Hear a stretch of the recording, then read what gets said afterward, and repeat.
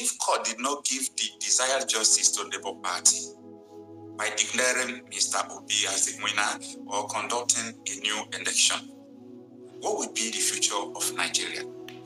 Nigeria with Tinubu's presidency and Shetima as vice president, what will be the future of the youth, of the talented youth in Nigeria that are among the best in the world? What will be the future of upcoming generation? What will be the future of those in refugee camp that Boko Haram are killings? What will be the future of those people in Jos that have been yearning for good government that Fulani herdsmen have been killing? My name is Ogocha Happy Marcel, and this is my channel. This evening, I have number one obedient movement coordinator. His name is Mr. Benjamin. Mr. Benjamin, please just introduce yourself more to us. Let us meet you before we continue to discuss this very important discussion. All right. Thank you very much, my brother, my good friend. You can be audible. All right. Thank you very much, my brother. I'm so sorry for that. My brother, Mr. Marcellus. My name is Mwale Benjamin.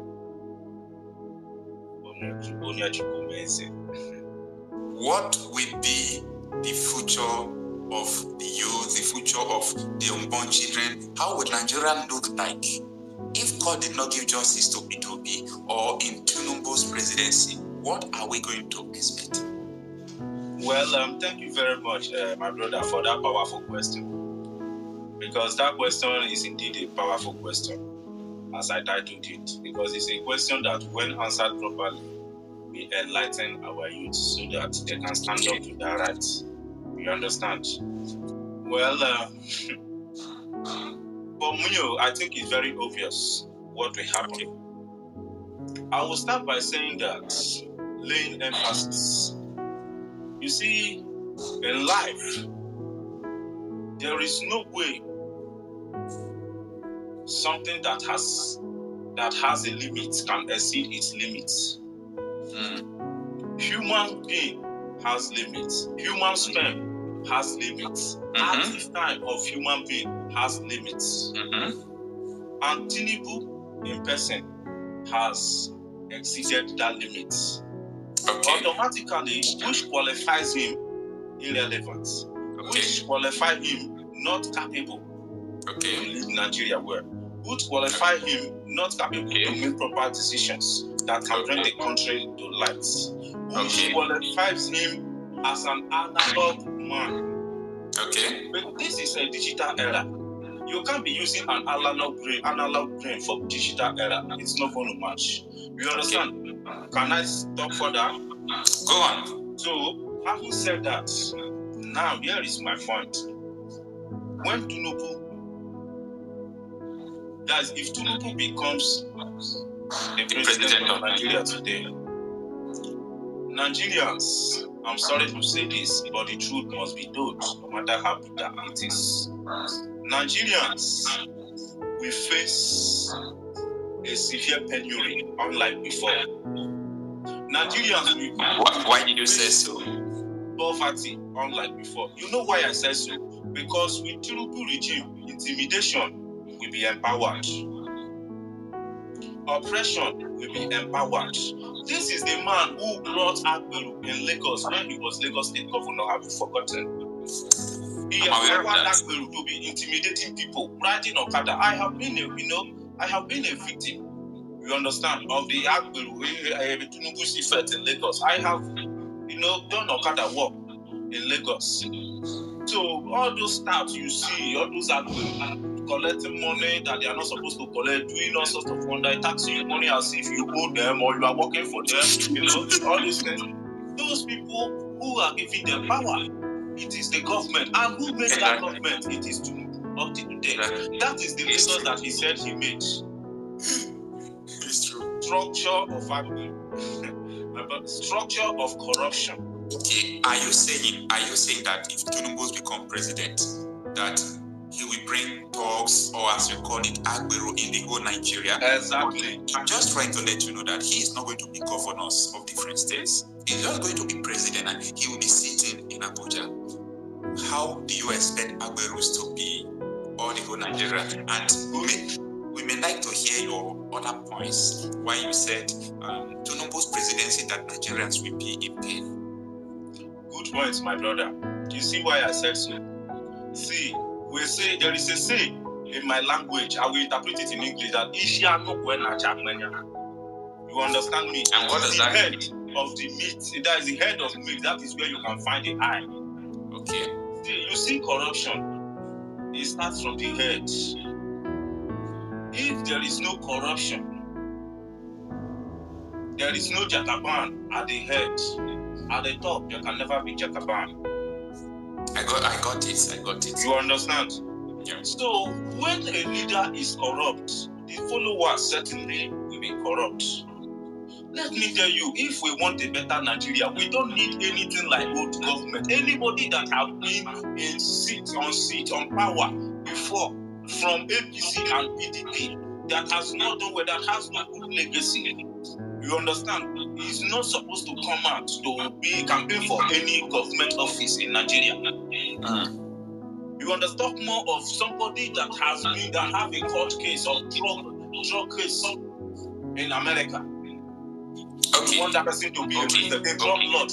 Sorry to cut you short. Let me come in here. You know, a lot of youths have been yearning for change, for good governance, because, you know, so many youths, 90% of Nigerian youths, to say, are in social media. And people that have not traveled abroad, people have not traveled to other countries, they see things that are happening in other countries. So they are aware of what they are lacking. They have seen what it means to have fundamental human rights, right to express your expression, right to say what you want, freedom of speech. They have seen what basic communities is. They have seen how other governments from around the world are giving the citizens the dividend of democracy.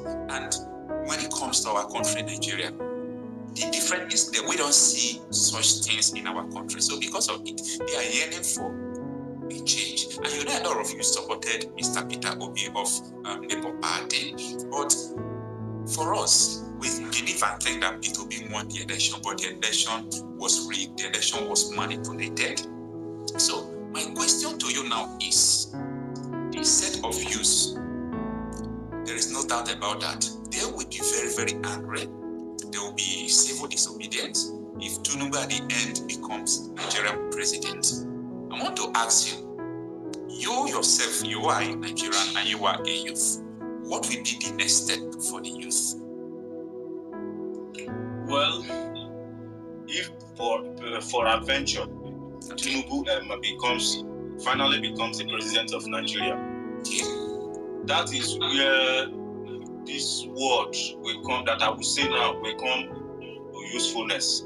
That you don't know how strong you are until the only option you have is to be strong.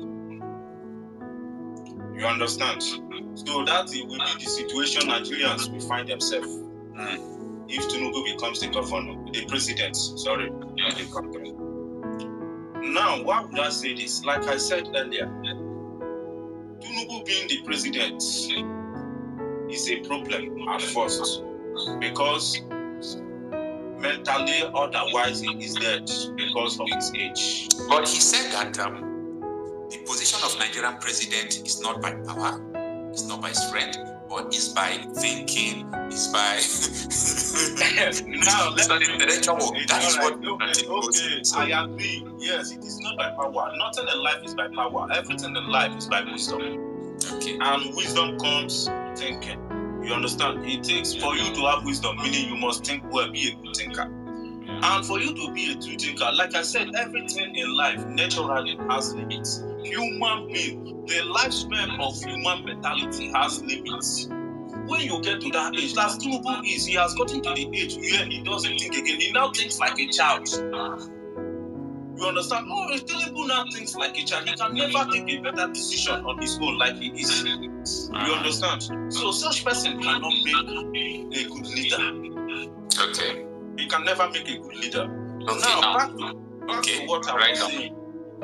If Tinubu becomes president, like I said, every Nigerian should make use of that word that you don't know how strong you are until the only option left for you is to be strong. No, you can just repeat that again. You don't know how strong you are until the only option left is for you to be strong. Right on. So, you see, Nigeria, as it has always been, is everybody depends on his or herself. You understand? Yeah. And we have been coping, managing with it, tolerating it, because there is no much interference. Yes. You understand? But since 2019, that is where everything got escalated. During this regime of Buhari.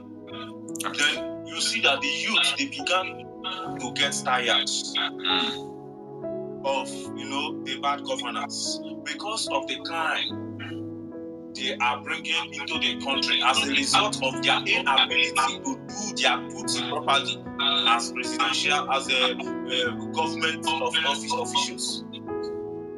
Okay. Because as a government official, I'm not cutting you short. Okay. I'm not cutting you short, but I just want to ask you this thing before it will skip my memory. You are saying that because the president officials did not perform their duties well because we don't have good leaders. That is why there are crimes in our country. What about personal responsibility of youth? When it comes to personal responsibility. Now, let me tell you, I mentioned it earlier. Maybe you did not understand me. Okay. That is why I say Nigeria has been in this situation. This is not the first time Nigeria has been in difficult situation. Of course, Nigeria has known. Every Nigerian has learned to live without support. Exactly. You understand? But it came to an extent starting from 2019, as I can testify. It became so worse that they can't play the game. You will try on your own, not that you are not working. You understand? But things are expensive. Yeah, you that works now, let's say for instance now, you do any work, you are working in the bank, for instance, they are paying you maybe 80,000 naira in a month. House rent now is very expensive. Everything on market is very expensive because dollar is high, and everything that we eat in Nigeria, all imported. 80% are imported. 80% of them are imported. And the dollar, our money is low. When people we are buying it from, their money is far higher than ours. This becomes a problem. Then this makes every commodity to be expensive. And if you are earning 80,000 naira the last 10 years, let's say last 2 years, and a cup of rice was 5 naira. This year now, you are still earning that same 80,000 naira. A cup of rice is now 200 naira. Something you were buying 20,000. Tell me, how are you going to, before you know, the people will go into crime. I understand that when the economy is not good, it pushes people to do whatever they wish to do. I understand. Now, let us go into issue of security. A lot of people have been criticizing Muslim tickets. And I just want to open this thing up to the audience for the first time. So many political elites like Obasanjo and so many other people, why they were kicking against this Muslim ticket is not because that Muslim ticket is just too bad. No, they are criticizing because of the person in question. You see, former governor, is that not Borno State? Yes, Kashim Shettima. People have accused him of having link with the dead terrorists Boko Haram. People have accused him of aiding insurgency in the country. The Department of State Security some time ago declared some terrorists wanted, and soldiers went after them, and they were found in this Shettima's house. So, I really want to understand, what is your own thoughts? How will the security of Nigeria be when Tinubu and Shettima becomes president? My brother, with this issue, thank you very much. On ground, with all we've known about Shettima, which is the vice presidential candidate to make candidate Tinubu. With all we know about him, about his illicit behaviors, indulgement in many crimes like Boko Haram, and all of that, adoption of people and all of that. It is not just a rumor. There is facts, with clear evidence of all of that. Just that because of corruption, all of them in that set, in that rank, they are all the same. That is why there is nobody to say it. Now, We don't expect anything good. We don't expect good security from these people. Any Nigerian who expects that will be deceiving his or herself. So what do we expect? What do we expect? If we are not going to expect security from our own with the government of with the government of Tinubu and Shetima, Nigeria will be a total mess. Nigerians in 2 years' time will even be wishing to be in today's Nigeria. But you can expand. You can explain more about this. Yeah, one, because terrorists are going to increase. This thing we call Boko Haram, now they will not have full access into Nigerian government because they have their leader as the head. You understand? So if they come into that now, intimidation, the first place they will come is to make Muslims supreme above Christians. Why do you think so? Muslims are known to want to dominate. Haven't you been to Libya, Muslim country? You see, these are, you learn when you travel. That's why they say traveling is part of education. When you travel, you learn, how things goes. Muslims, anywhere they are, once they are in power, they like to dominate, especially African Muslims. You understand? And to be specific enough, black Muslims. No, this is not funny, my brother. No, real. Black Muslims, anywhere they are, they like to dominate. Muslims, they believe in these violence people. Many Muslims believe that when they kill, that killing is the only way to show your anger, to show that you are not happy with what this person is. But they are also, I have so many good Muslim friends that are so nice. They are so great. So listen, my brother, let me tell you, where Muslim ticket will have worked in Nigeria if those Muslims are good Muslims. Okay. These two Muslims, obviously, even a child that is born yesterday knows that these people are not good Muslims. These people, their plan is just to fulfill, that ancient thing they have in mind to make to Muslimize. I don't know how to put it. To Islamize Nigeria. But I don't think so. I think so. Look at the comments of this man, Tinubu. He said he know that a lot of people didn't vote for him, but he's here now.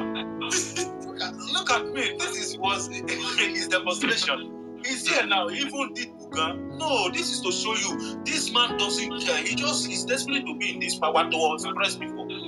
Look at what somebody who wants to lead is saying. I know a lot of people did not vote for me, but unfortunately, I'm now here, the president. I'm here now as the president. Imagine that kind of talk. So I can't even want to memorize such nonsense because it's stupid to memorize. So apart from that, they have nothing to offer. Okay. Let's take Muslim out of this. They have nothing to offer. Yes, I have the audio here. Let me play it for you.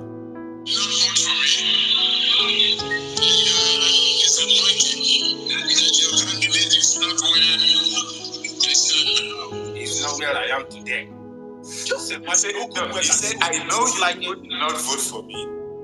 And I know you people are disappointed because your candidate is not where I stand. Just imagine.